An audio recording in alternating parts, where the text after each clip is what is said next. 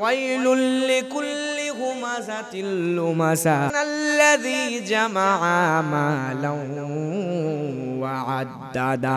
আল্লাহ বলছেন ওই সমস্ত মানুষ যারা জমা করে তাদের সম্পদগুলো যারা জমা করে, তার মানে এক নাম্বার যারা সামনে পিছনে গীবত করে তাদের জন্য দুর্ভোগ। দুই নাম্বার যারা সম্পদ জমা করে, কেন জমা করে দেখবেন সমাজের কিছু মানুষ আছে হালাল হারাম বাস বিচার করে না, সম্পদ টাকা পয়সা জমা করে আর এই টাকা পয়সা থেকে মসজিদে দেয় না, মাদ্রাসায় দেয় না, সমাজে স্ত্রীর হক আদায় করে না, সন্তানের হক আদায় করে না, বাবা মার হক আদায় করে না, সমাজে গরিব দুঃখীর হক আদায় করে না। যাকাত ফরজ হয়ে গেছে 20 বছর ধরে, টাকা জমায়া জমায়া জমায়া জমায়া লক্ষ লক্ষ কোটি টাকা বানাইছে, তারপরও একটা টাকা যাকাত দেয় না এমন মানুষ, দান সদকাও করে না এমন মানুষ সমাজে আছে না? না। আজকের জুমায় এই সূরা হুমাযা থেকে আমরা কথা শুনবো ইনশাআল্লাহ। এটি কোরআন মাজিদের 104 নাম্বার সূরা। সূরাটি মাক্কি সূরা, সূরাতে মোট আয়াত আছে 9টি। তো এখানে দুইটা বিষয় আলোচনা করা হয়েছে। এক নাম্বার যারা গীবত করে, সামনে নিন্দা করে পিছনে নিন্দা করে, এক নম্বরে, আর দুই নম্বরে যারা অর্থ সম্পদ জমা করে দান সদকা করে না, জমায়া রাখে, এই দুই রকম ব্যক্তির আলোচনা করা হয়েছে। ব্যাকগ্রাউন্ড অফ সূরা আল হুমাযা। সূরা আল হুমাযা কেন নাজিল করা হলো, কোন প্রেক্ষাপটে কি কারণে নাজিল করা হলো? তৎকালীন মুহাম্মদ সাল্লাল্লাহু আলাইহি ওয়াসাল্লামের মাক্কি জিন্দেগিতে তিনি যখন দাওয়াতি কাজ করতেছিলেন, কাফেরদের মধ্যে উল্লেখযোগ্য 3 জন বদমাইশ, তাফসিরে 3 জনের নাম আসছে, ওলীদ ইবনে মুগিরা, আকনাস ইবনে শুরাইক এবং আবু জাহেল। এরা করত কি, তাদের অনেক টাকা পয়সা, এই সম্পদগুলো তারা জমায়া রাখতো, দান সদকা করতো না। আর এই সম্পদ যাদের একটু বেশি, সম্পদের অহংকারে মানুষকে মানুষ মনে করে না, ঠিক কি না? সম্পদের অহংকারে যাকে তাকে যেখানে সেখানে ছোট করে ফেলে। এই 3 জন কাফের, তারা মক্কায় সবসময় মানুষকে ছোট করত, সম্পদ জমা করে রাখতো, খরচ করতো না, আর সামনে যারাই পাইতো সামনেও নিন্দা করতো, কটাক্ষ করে কথা বলতো এবং পিছনেও গীবত করে বেড়াতো। এজন্যে আল্লাহ সুবহানাহু ওয়া তাআলা কোরআন মাজিদের মধ্যে বলছেন, 1 নম্বর আয়াত আল্লাহ বলেন, ওয়াইলুল লিকুল্লি হুমাযাতিল লুমাযা। সেই সমস্ত মানুষের দুর্ভোগ, সেই সমস্ত মানুষরা জাহান্নামে যাবে, সেই সমস্ত মানুষদের কষ্টদায়ক শাস্তি দেওয়া হবে।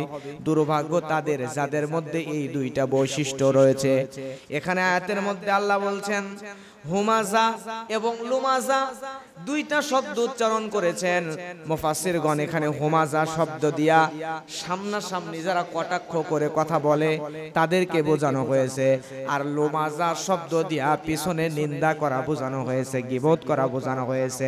গীবতটা গর্হিত একটা গুনাহের কাজ, এত বড় গুনাহের কাজ যদি আমরা জানতাম শরীরটা শিউরে উঠতো। যদি কোনো বান্দা গীবত করে তাহলে তার শাস্তি কি আল্লাহ জানাই কোরআনে সূরা হুজরাতে বলেন, আইয়ুহিব্বু আহাদুকুম আন ইয়াকুলা লাহমা আখিহি মাইতান ফাকারিহতুমুহু ওয়াত্তাকুল্লাহা ইন্নাল্লাহা তাওয়াবুর রহিম। আল্লাহ এই আয়াতের মধ্যে জানিয়ে দিচ্ছেন যারা গীবত করে তাদেরকে উদ্দেশ্য করে আল্লাহ বলছেন, তোমাদের মধ্যে কেউ কি তাদের মৃত ভাইয়ের গোশত খাওয়াকে পছন্দ করে নাকি? তার মানে আপনার নিচের আপন মায়ের পেটের ভাই সে যদি মারা যায়, ওই মৃত ভাইয়ের গোশত খাওয়াটাকে আপনি পছন্দ করবেন নাকি? আল্লাহ কোরআনে জানাচ্ছেন, বান্দারে তোমরা মৃত ভাইয়ের গোশত খাওয়াকে যেমন পছন্দ করো না, তাহলে গীবত করা যাবে না। গীবত যদি কেউ করে, মৃত ভাইয়ের গোশত খাওয়া যেমন অপছন্দনীয় কাজ, গীবত করাটাও আল্লাহর কাছে তার চাইতেও বেশি অপছন্দনীয় কাজ। কত ভয়ানক ব্যাপার! তার মানে আমি আপনি যদি এই গীবত করে বেড়ায়, মানুষের সামনে কটাক্ষ করে কথা বলি অথবা পিছনে নিন্দা করি, একজন সমাজের মধ্যে ভালো কাজ করতেছে, তার বাড়ি গাড়ি টাকা পয়সা হালাল ভাবে উপার্জন করছে, এখন আপনি তার আত্মীয়, আপনি তার বিরুদ্ধে গীবত করতেছেন, তার বিরুদ্ধে তার অবর্তমানে আপনি নিন্দা করতেছেন। এই নিন্দা যদি করেন তাহলে এটাই হচ্ছে গীবত। আর এই গীবত যদি করেন তাহলে আপনাকে জাহান্নামে যাওয়া লাগবে। আস্তে আস্তে আলোচনা আসতেছে এই গীবত সম্পর্কে। আজকে আমরা 7টা শব্দ জানবো। কয়টা? সবাই বলবেন, ঘুমাচ্ছেন? কয়টা শব্দ? সবাই বলেন কয়টা? 7টা গীবত সম্পর্কে আমরা আজকে 7টা শব্দ জানবো। এই 7টা শব্দ গীবতের অন্তর্ভুক্ত। এক নাম্বার হচ্ছে গীবত। গীবত অর্থ হচ্ছে পরনিন্দা করা। কি করা? পরনিন্দা করা। একজনের অবর্তমানে তার বিষয়ে নিন্দা করতেছেন যে ওই লোকটা ভালো না, ওর মধ্যে এই সমস্যা আছে, ওর মধ্যে এই দুষ্টুটি আছে, এই যে বলতেছেন একজনের অবর্তমানে একজন পছন্দ করে না সে কথা আপনি বলতেছেন, এটা হচ্ছে গীবত, এটা হচ্ছে পরনিন্দা। 1 নাম্বার। 2 নাম্বার হচ্ছে ইফকুন। 2 নাম্বার কি? ইফকুন। ইফকুন হচ্ছে মিথ্যা রটনা করা। কি রটনা করা? মিথ্যা রটনা করা। তার মানে একজনের বিষয়ে আপনি মিথ্যা একটা কথা তৈরি করে সমাজের মধ্যে ছড়ায় দিচ্ছেন। এরকম কিছু মানুষ আছে না, একজন কিছু করেই নাই কিন্তু আপনি বলে বেড়াচ্ছেন এই যে অমুকের মানে সে ভালো চাকরি পাইছে অথবা ভালো লোক অর্জন করে বড় লোক হচ্ছে, আপনার এই আত্মীয় পছন্দ হচ্ছে না, কেন আপনি এলাকার মধ্যে বলে বেড়াচ্ছেন যে অমুকের ছেলে অমুক, ওই লোকটা তো ওই ছেলে ভালো না, অমুক জায়গায় প্রেম ভালোবাসা করে, অমুকের অমুক অমুক জায়গায় মানে জেনাবা বিচারে চলে আছে, এরকম উল্টাপাল্টা কথা মিথ্যা একটা তহমত তৈরি করছে, করার পরে সমাজের মধ্যে বলে বেড়াচ্ছে। এই যে মিথ্যা রটনা করা, এটাকে বলা হয় ইফকুন। এরপরে 3 নাম্বার হচ্ছে বুহতান। 3 নাম্বার কি? বুহতান। বুহতান হচ্ছে মিথ্যা অপবাদ দেওয়া। গীবতের 3 নাম্বার পরিভাষা বুহতান, তার মানে মিথ্যা অপবাদ দেওয়া। সূরা হুজরাতের 11 নম্বর আয়াতের মধ্যে আল্লাহ সুবহানাহু ওয়া তাআলা হযরত আয়েশা রাদিয়াল্লাহু তাআলা আনহাকে কেন্দ্র করে একটা আয়াত নাজিল করেছিলেন। আয়াত নাজিলের কারণ প্রেক্ষাপট হচ্ছে এই, আম্মাজান আয়েশা রাদিয়াল্লাহু তাআলা আনহাকে নিয়ে রাসূল সাল্লাল্লাহু আলাইহি ওয়াসাল্লাম কোন এক যুদ্ধে যাচ্ছিলেন, বনি মুস্তালিকের যুদ্ধে যাওয়ার সময় কোন এক জায়গায় বিশ্রামের জন্য দাঁড়াইছেন। এমন সময় আম্মা আয়েশা রাদিয়াল্লাহু তাআলা আনহা উনি প্রাকৃতিক ডাকে সাড়া দিয়া একটু জঙ্গলের দিকে গেছে। ওখান থেকে উনি যখন ফিরে আসছেন, আসার পরে দেখেন গলার দামি একটা হার নাই। এই দামি হার না পেয়ে মনে করছেন যেখানে আমি গেছিলাম টয়লেট বাথরুম সারার জন্য ওখানে হয়তোবা রেখে আসছে, ভুল করে পড়ে গেছে। উনি ওখানে খুঁজতে গেছে, এদিকে রাসূল সাল্লাল্লাহু আলাইহি ওয়াসাল্লামের যত সাহাবীরা ছিল সবাই একসাথে রাসূল সাল্লাল্লাহু আলাইহি ওয়াসাল্লাম সহ সামনে চলে গেছে। আর আম্মা আয়েশা দেখে যেখান থেকে গেছি সেখানে আর কেউ নাই, সব চলে গেছে। উনি এখন বসে গেছেন ওই জায়গায়। এমন তো অবস্থায় রাসূল সাল্লাল্লাহু আলাইহি ওয়াসাল্লামের একজন সাহাবী দেখেন যে আম্মা আয়েশা তার পালকির মধ্যে নাই। উনি পিছনে আয়েশা দেখে যেখান থেকে রওনা হয়েছে বিশ্রামের জন্য দাঁড়াইছিল ওইখানেই আম্মা আয়েশা বসা আছে। সুবহানাল্লাহ বলেন। উনি আম্মা আয়েশা রাদিয়াল্লাহু তাআলা আনহাকে নিয়ে আবার রওনা করছেন রাসূলের দিকে। এই দিকে রাসূল সাল্লাল্লাহু আলাইহি ওয়াসাল্লামের সাহাবীদের মধ্যে কিছু মুনাফিক ছিল। মুনাফিকরা এখন মিথ্যা রটনা করছেন। মিথ্যা রটনা কইরা আল্লাহ সুবহানাহু ওয়া তাআলার প্রিয় হাবিবের কাছে গিয়ে বলতেছে, ইয়া রাসূলুল্লাহ আপনার স্ত্রী আয়েশা তো এখানে নাই, তার আপনারই একজন সাহাবীর সাথে পরকীয়ার সম্পর্ক আছে, নাউজুবিল্লাহ বলবেন না, যার কারণে উনি পিছনে পড়ে গেছে, ইচ্ছা করে পিছনে পড়ে গেছে, নাউজুবিল্লাহ। এই যে মিথ্যা রটনা করছে, অপবাদটা দিছে, আল্লাহ কোরআনের মধ্যে আয়েশা রাদিয়াল্লাহু তাআলা আনহার পক্ষে আয়াত নাজিল করে দিয়ে জানিয়ে দিচ্ছেন, বান্দারা তোমরা যারা মুমিন তারা কেন যখন এরকম মিথ্যা নির্জাল অপবাদ শুনলা তখন আম্মা আয়েশার প্রতি ভালো ধারণা কেন তোমরা করো নাই? সুবহানাল্লাহ বলেন। সবার জন্য বলছেন। তার মানে এই মিথ্যা রটনা করা অথবা অপবাদ করা, অপবাদ দেওয়া, এইটাও গীবতের একটা ধরন। এরপরে আসেন 4 নাম্বার।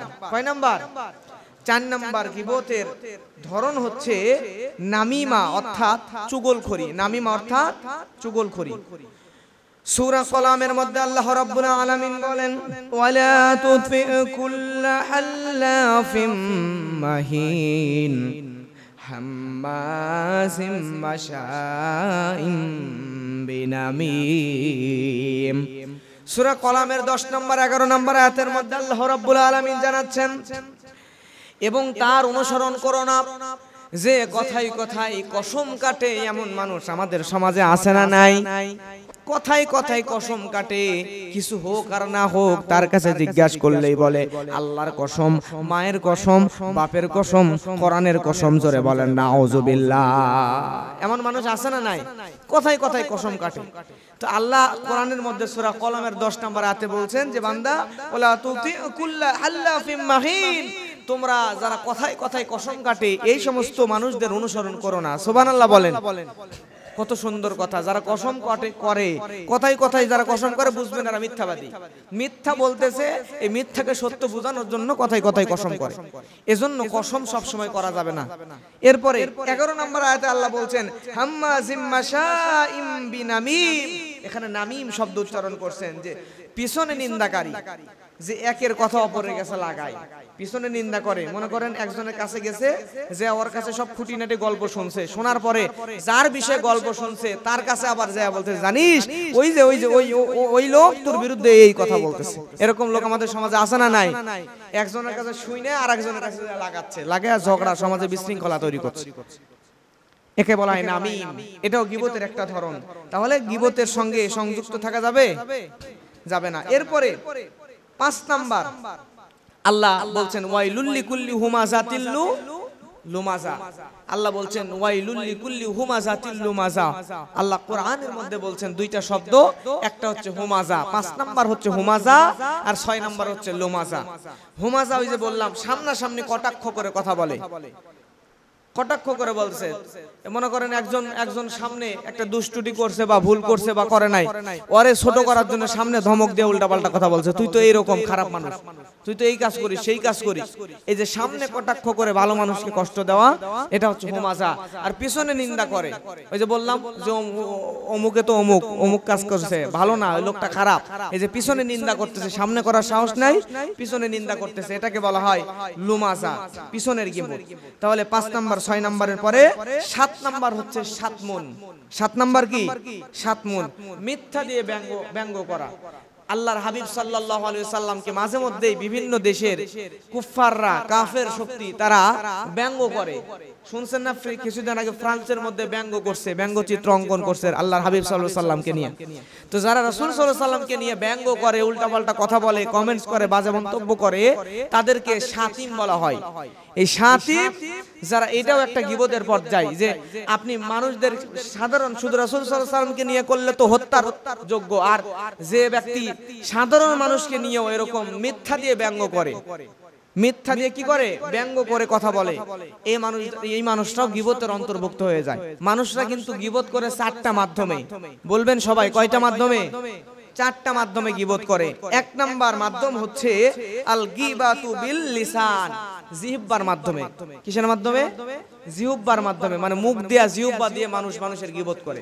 2 নাম্বার গীবতের ধরন হচ্ছে আল গীবাতু বিল কল, হৃদয় দিয়ে গীবত করা।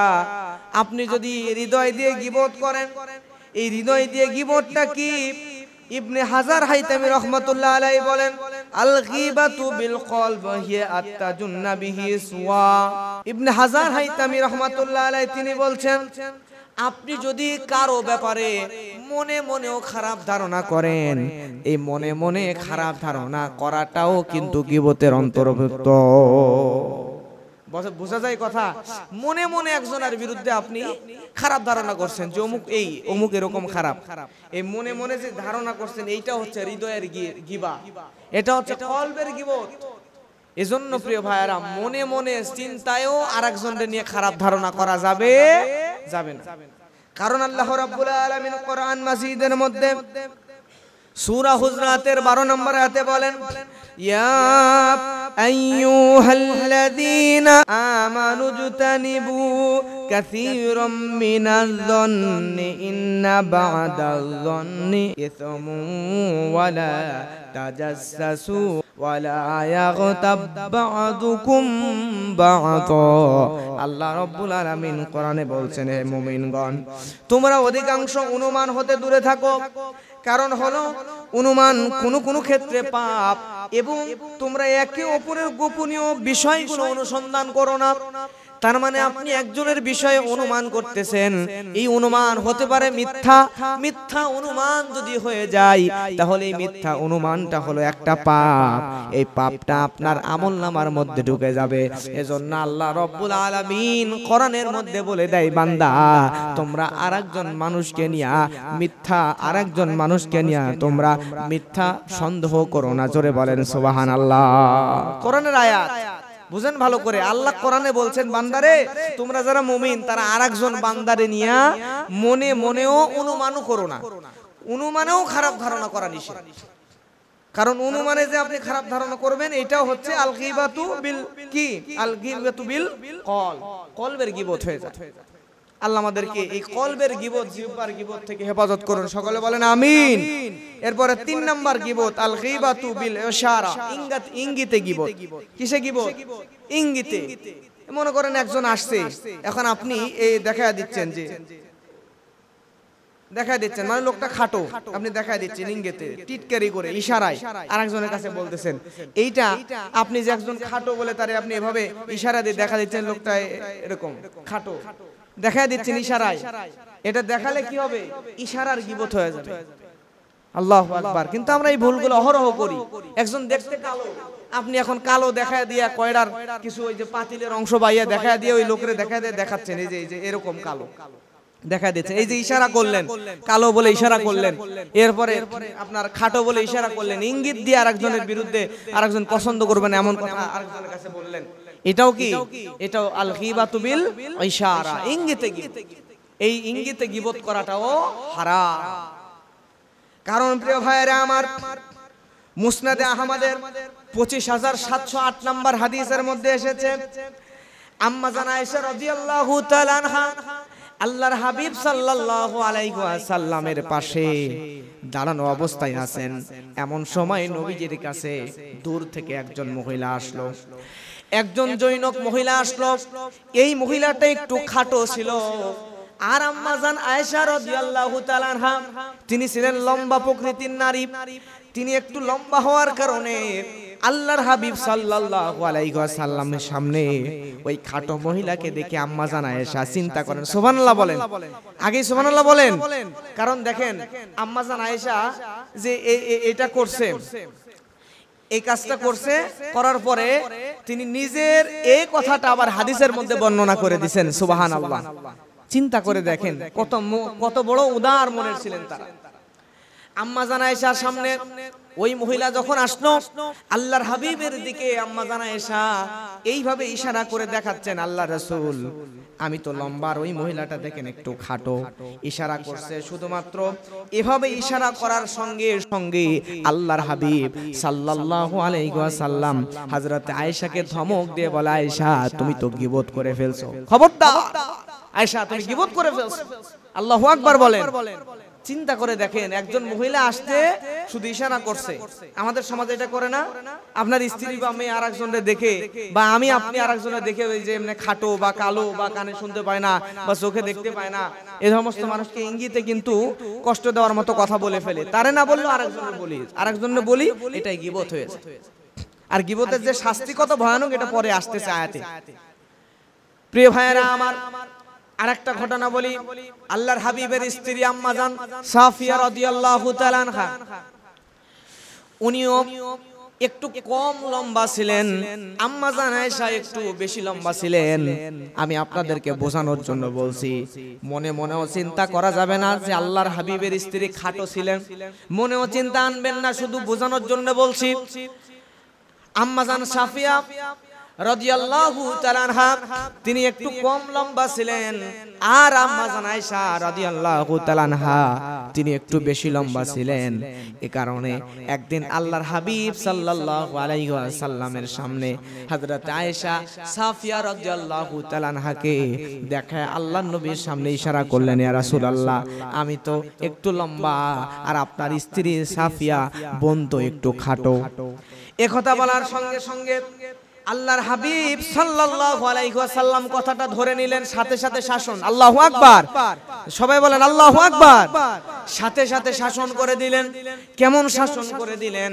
আমার ভাইয়ের আল্লাহর নবী বললেন, আয়েশা রে তুমি তো গীবত করে ফেলেছো, আর এই কথাটা তুমি যে এই কথাটা বলেছো, এই কথাটা এত বিষাক্ত একটা কথা, তোমার এই কথাটা যদি তামাম দুনিয়ার সব সমুদ্রের পানির মধ্যে মিশিয়ে দেওয়া হয়, তোমার এই গীবতের এই বিষটা তামাম পৃথিবীর সমস্ত সমুদ্রের পানিগুলো বিষাক্ত হয়ে যাবে।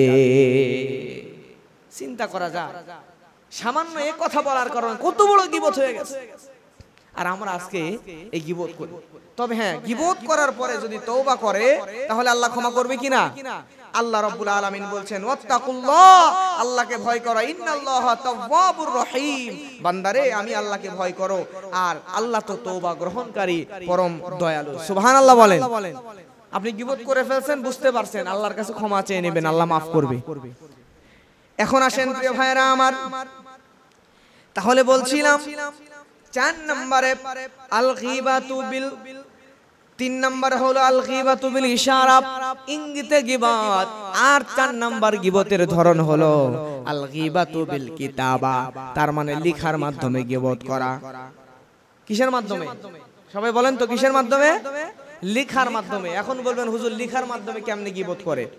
আমাদের সমাজে যে ফেসবুক আছে না, ফেসবুকের মধ্যে দেখবেন একজন আরেকজনের বিরুদ্ধে সারা দিন লেখে, ফেসবুকের মধ্যে লেখে। এরপরে হচ্ছে আপনার এই বই লেখছে মনে করেন একজন, ওই বইয়ের মধ্যে আরেকজনের বিরুদ্ধে, একজন লেখক আরেকজন লেখকের বিরুদ্ধে লেখছে, এরকম আছে না?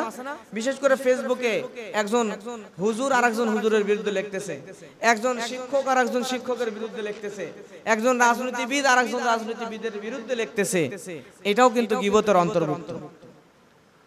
এই যে লেখালেখির মাধ্যমে গীবত, এই গীবতকে বলা হয় আল গীবাতু বিল কিতাবা, লেখার মাধ্যমে গীবত। এজন্য ফেসবুকে যখন লিখবেন, লেখালেখি করবেন, তখন আপনি দেখবেন যে এই লেখা আমার আবার গীবত হয়ে যায় কিনা, কারো বিরুদ্ধে নিন্দা হয়ে যায় কিনা, এই বিষয়টা আমাদের মাথায় রাখতে হবে। যদি নিন্দা হয়ে যায় তাহলে এই গীবতের গুনাহ কিন্তু আপনার আমলনামার মধ্যে ঢুকে যাবে। প্রিয় ভাইরা আমার, এবার লক্ষ্য করেন গীবতের ধরন। এতক্ষণ বলছিলাম গীবত আপনারা সমাজের মাধ্যমে, 4টি মাধ্যমে সমাজের মানুষ গীবত করে, আর এই গীবতের ধরন হলো 5টা। জোরে বলেন কয়টা? 5টা ধরন আছে। 1 নাম্বার, মানুষের গীবত করে শারীরিক বিষয়ে খোঁটা দিয়া। যেমন মানুষ বলে ওই লোকটা খাটো, ওই লোকটা অন্ধ, বলে না, এই লোকটা কানা, ওই লোকটা খোঁড়া, ন্যাংলা, বয়রা, এরকম একটা গীবত করে। তাহলে 1 নাম্বার শারীরিক গীবত, এই শারীরিক গীবত করা যাবে না। এরপরে 2 নাম্বার চারিত্রিক গীবত। সমাজের কিছু মানুষ আছে, এই মানুষগুলা চারিত্রিক গীবত করে এভাবে, আমার ভাইয়েরা আরেকজনের স্ত্রীকে নিয়ে আলোচনা করে, আরেকজনের স্বামীকে নিয়ে, ভাইকে নিয়ে, বোনকে নিয়ে আলোচনা করে, আরেকজন হাজী সাহেবকে নিয়ে আলোচনা করে, আরেকজন মানুষকে নিয়ে আলোচনা করে, এরকম বিভিন্ন মানুষদেরকে নিয়ে নিন্দা স্বরূপ কথা বলে। এরকম নিন্দাকারী মানুষ, নিন্দুক মানুষ আমাদের সমাজে আছে না নাই? অন্য মানুষদেরকে নিয়ে গীবত করে, প্রয়োজনই নাই। আপনি নিজের খায়া মানুষের গীবত করে কেন জাহান্নামে যাবেন বলেন? প্রয়োজন আছে? গীবত থেকে আমাদেরকে বেঁচে থাকতে হবে। এরপরে গীবতের 3 নাম্বার ধরন হচ্ছে বংশীয় গীবত। কি গীবত? বংশীয় গীবত। এখন এটা কেমনে হয় বংশীয় গীবত? মনে করেন যে আপনার এলাকার এক লোকের মেয়ের বিয়ে লাগছে, এখন বাইরে থেকে একজন লোক দেখার জন্য আসছে, খোঁজ খবর নেওয়ার জন্য আসছে, দেখে গেছে, খোঁজ খবর নিতে আসছে। এমন এক লোকের কাছে গেছে, যাওয়ার পরে বলতেছে, ভাই ওই যে ওই ফ্যামিলিতে একটা মেয়ে দেখে আসছি, ওই মেয়েটা কেমন? তখন এই লোক বলতেছে, আহা এমন ভুল করছে, ওটা তো সুরের বংশ। কিরের বংশ? কিসের বংশ? সুরের বংশ। তো বাপ দাদা 14 গোষ্ঠী চুরি করতো, এই যে হয়ে গেছে একটা গীবত। তো বাপ দাদা চুরি করছে, তাই বলে মেয়েও কিছু, মেয়ে ছেলে তো ভালো হতেই পারে। এখন আপনি যে সুরের বংশ বললেন, এই যে বংশীয় গীবতটা আছে না, এরকম মানুষ আছে না, এই বংশীয় গীবতটা করে ফেললেন। এরকম অহরহ আমাদের সমাজে হয়, অনেকে জানেই না এগুলো গীবত। এই কাজটা করা যাবে না, কারণ কত বড় ভয়ানক অন্যায়, কত বড় মানে ভয়ানক শাস্তি এই গীবতগুলোর কারণে আয়াতের পরের আয়াতগুলোতে আসতেছে। আলোচনা হচ্ছে সূরা আল হুমাযা। কোন সূরা? হুমাযা। 1 নাম্বার আয়াত, ওয়াইলুল লিকুল্লি হুমাযাতিল লুমাযা। আল্লাহ বলছেন যে যারা সামনে এবং পিছনে নিন্দা করে। তাহলে এই যে বংশীয় গীবতটা করি, এটা করা যাবে? যাবে না। এরপরে 4 নাম্বার গীবত হচ্ছে পোশাকের গীবত। কিসের গীবত? পোশাকের গীবত। আপনি একজনের দাওয়াত দিবেন, আপনার কোনো অনুষ্ঠানে আপনি আয়োজন করে দাওয়াত দিবেন, যারে দাওয়াত দিবেন যে লোকগুলারে, তার মধ্যে একজন গরিব মানুষ, আপনি 600-700 টাকা গজের জামা কিনে শরীরে পড়ছেন, কিন্তু যারা দাওয়াত দিয়েছেন তার অ্যাবিলিটি 50 টাকার গজের জামা কিনে কাপড় কিনে জামা বানায় পরার মতো অ্যাবিলিটি আছে, 50 টাকার বেশি কেনার মতো সামর্থ্য তার নাই। এখন ওই লোকটা 50 টাকা গজের জামা কিনে পরে আপনার এতে আসছে, অথবা 100 টাকা দামের জুতা কিনে পরিয়া আপনার অনুষ্ঠানে আসছে। এখন আপনি দেখে বলতেছেন এইগুলা এটা কোনো কাজ করছেন আপনি? এত বড় একটা আয়োজন, এখানে এত কমা জামা পরে আসছেন। এরকম লোক আছে না সমাজে? জুতা দেখে টিটকারে মারে, দেখো কি জুতা পরছে, সিরা জুতা পরে আসছে। জামা দেখে টিটকারে মারে, কি নোংরা মানুষ, এত কমা জামা পরে আসছে। এরকম কিন্তু আমাদের সমাজে জামা দেখে, পোশাক দেখে, জুতা দেখে টিটকারি মারে। এইটা হচ্ছে একটা পোশাকের গীবত। এই পোশাকের গীবত করা যাবে না, এটাও ভয়ানক অন্যায়। কারণ আপনি একজনের পোশাকের গীবত করছেন, এটা তো তার কষ্ট পাবে, মনের মধ্যে কষ্ট লাগবে, আঘাত লাগবে, লাগবে কিনা? পরোক্ষ গীবত কাকে বলে? একটা বিষয় নিয়ে মনে মনে আলোচনা হচ্ছে, হওয়ার পরে বলতেছে এবার সামনে আরেকজন আছে, এবার বলছে ওইটাই ওইটাই যেটা আপনি ভাবতেছেন বলছে, এইটা পরোক্ষ গীবত হয়ে গেছে। এর কারণে আপনাকে জাহান্নামে যাওয়া লাগবে। চিন্তা করা যায় এরকম কাজ আমরা করি কিনা? প্রিয় ভাইরা, আমরা কত গুনাহের মধ্যে আছি। এখন আসেন গীবত, গীবতটা কাকে বলে হাদিস থেকে জানি।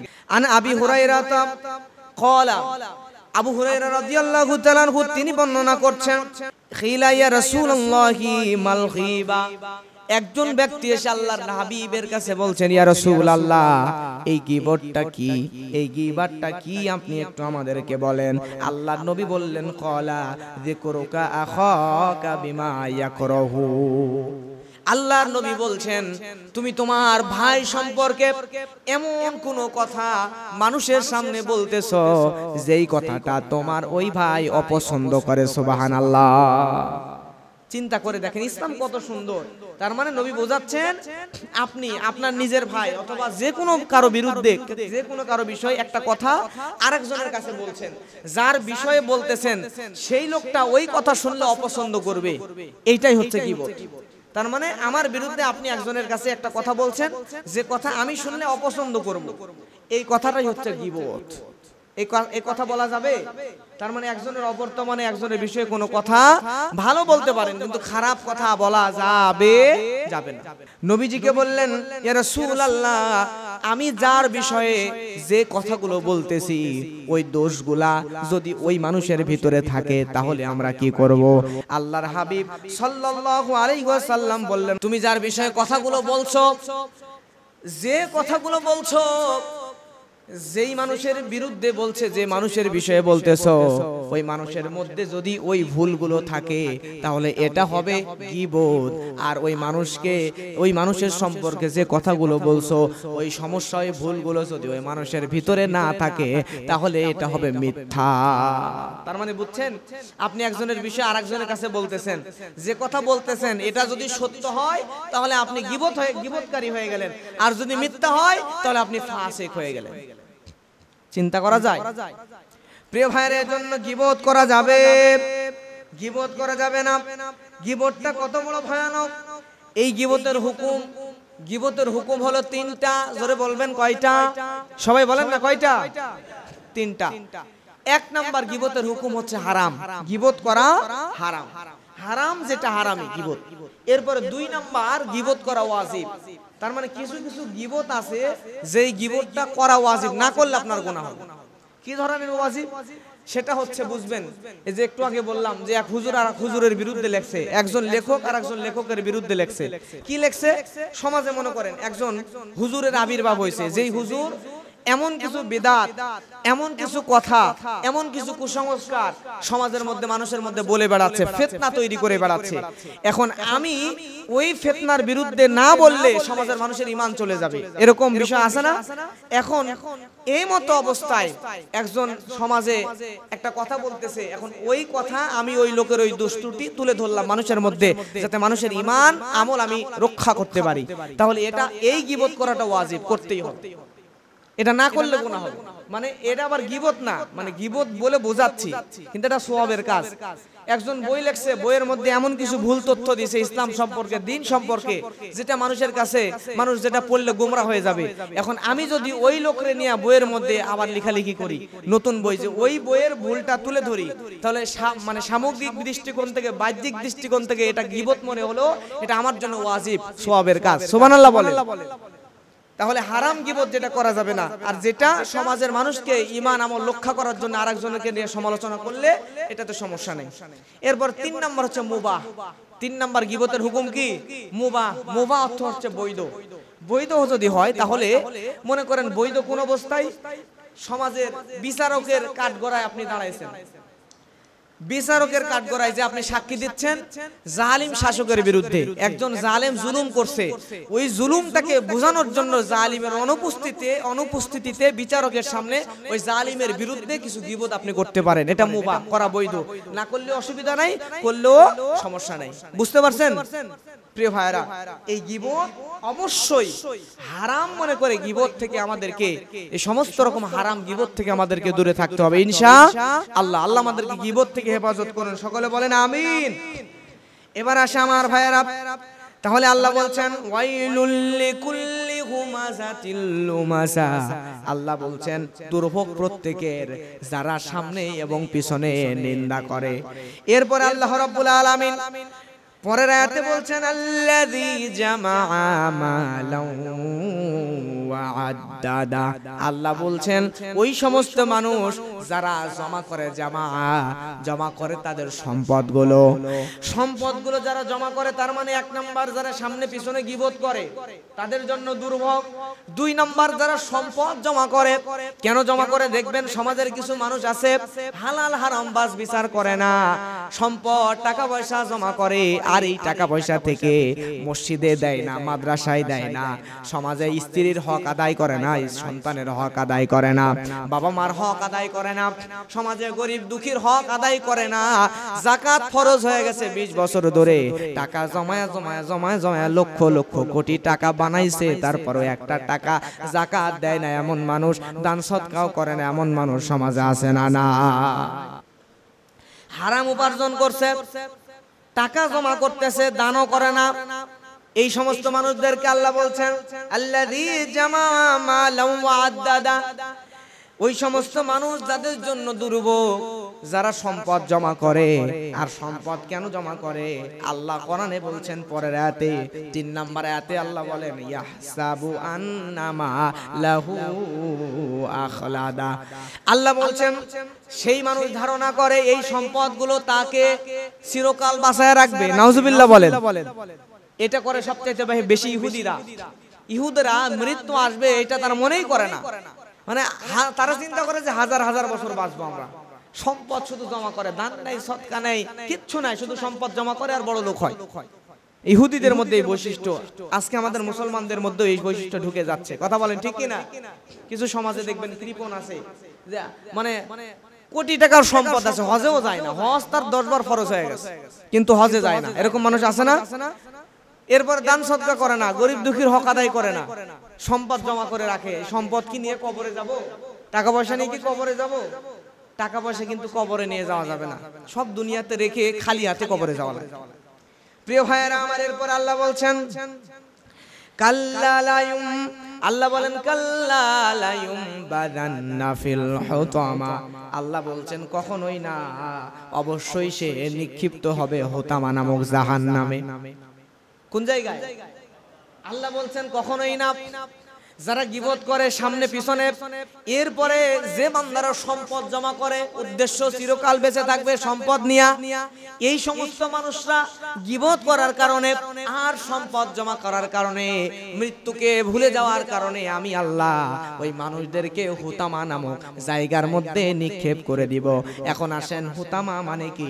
আল্লাহ পরের আয়াতে বলছেন ওয়ামা আদরাকা মাল হুতামা। আল্লাহ রাব্বুল আলামিন কোরআনের মধ্যে নবীকে বলছেন ভয়ানক ভাবে, হে নবী আপনি কি জানেন হুতামাটা কি? হুতামা কি আপনি এটা কি জানেন? ভয়ানক ভাবে বলছেন। এরপর আল্লাহ রাব্বুল আলামিন বলছেন আল্লাহ বলেন নারুল্লাহিল মুখাদা। আল্লাহু আকবার।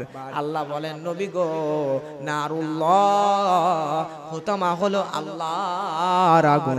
আল্লাহু আকবার। চিন্তা করে দেখেন, আল্লাহ কিন্তু কোরআনে অন্য জায়গায় আল্লাহর আগুনের কথা বলেন, কিন্তু এই সূরা হুমাযার মধ্যে আল্লাহ বলছেন নারুল্লাহ, আল্লাহর আগুন। তার মানে দুনিয়ার সাধারণ আগুন না, এই হুতামা এমন জায়গা যেটা আল্লাহর আগুন। হুতামাটা কার আগুন? আল্লাহর আগুন। এরপরে আল্লাহ বলছেন নারুল্লাহিল মুকাদা, আল্লাহর আগুন এমনই আগুন যেই আগুন জ্বালানোর পরে মানুষের কলিজা হৃদয় পর্যন্ত পৌঁছে যায়। তার মানে আগুনের মধ্যে আপনারা দিলে খালি শরীর পুড়বে না, আপনার কলিজা পর্যন্ত পুড়ে যাবে, এমন ভয়ানক আগুনের মধ্যে এই গীবতকারীদেরকে আর সম্পদ জমাকারীদেরকে ঢুকানো হবে। প্রিয় ভাইরা আমার, এবারে লক্ষ্য করেন পরের আয়াতে আল্লাহ রাব্বুল আলামিন বলেন এই আগুন এমন আগুন আল্লাতী তাত্তালিউ আলাল আফইদা। আল্লাহ বলেন এমন আগুন যাহা মানুষের হৃদয়কে খেয়ে ফেলবে, গ্রাস করে ফেলবে, এমন ভয়ানক আগুন। ইন্নাহা আলাইহিম মুসাদা। আল্লাহ বলেন নিশ্চয় এই আগুন তাদেরকে ঘিরে ফেলবে। আল্লাহ পরের আয়াতে বলেন ফি আমাদিম মুমাদ্দাদা। আল্লাহ বলেন বান্দারে এমন আগুন তোমাদেরকে এই জাহান্নামের আগুনের ভিতরে ঢুকাবো। তার মানে হুতামা নামক জাহান্নামের মধ্যে এক নাম্বার জাহান্নামের নাম হলো জাহান্নাম, দুই নাম্বার জাহান্নামের নাম হলো হুতামা। এই হুতামার ভিতরে আল্লাহ রাব্বুল আলামিন ঢুকাবেন। আর এইদিকে আল্লাহ রাব্বুল আলামিনের এই কোরআনের আয়াতের ব্যাখ্যায় গিয়ে মুফাসসিরগণ বলেন যে তাদেরকে যখন হুতামা নামক জাহান্নামের মধ্যে ঢুকানো হবে, আল্লাতী তাত্তালিউ আলাল আফইদা ইন্নাহা আলাইহিম মুসাদা ফি আমাদিম মুমাদ্দাদা। আল্লাহ কোরআনের মধ্যে জানায় দেয় বান্দা এই হুতামার মধ্যে ঢুকানোর পরে হুতামার দরজাগুলো গেটগুলো বন্ধ করে দেওয়া হবে, একটা ছোট্ট ছিদ্র খোলা রাখা হবে না। পাতিলের মধ্যে মানুষরা যেমন পাতিলের মধ্যে গোশত রান্না করে, আগের আমলে শুধু কড়াইয়ের মধ্যে রান্না করা হতো, এইটা এই হুতামা নামক এই জাহান্নামকে নিয়ে গবেষণা করে এই এখন বর্তমানে, আগে কিন্তু গোশত কড়াইয়ে রান্না করতে লাগতো আধা ঘন্টা, আর প্রেসার কুকারের মধ্যে দিলে 15 মিনিটে হয়ে যায়। কেন? এই প্রেসার কুকারের মধ্যে যখন দেওয়া হয় জানালা দরজা সব খোলা থাকে না বন্ধ থাকে? সব বন্ধ। এমনি কড়াইয়ের মধ্যে থেকে হাওয়া বের হতো, ঢুকতো, কিন্তু প্রেসার কুকারের মধ্যে দিলে হাওয়া বের হওয়া ঢোকার সুযোগ খুব নাই, বিদায় এখানে আরো বেশি তাপে উত্তাপ হয়ে গোশত তাড়াতাড়ি সিদ্ধ হয়ে যায়।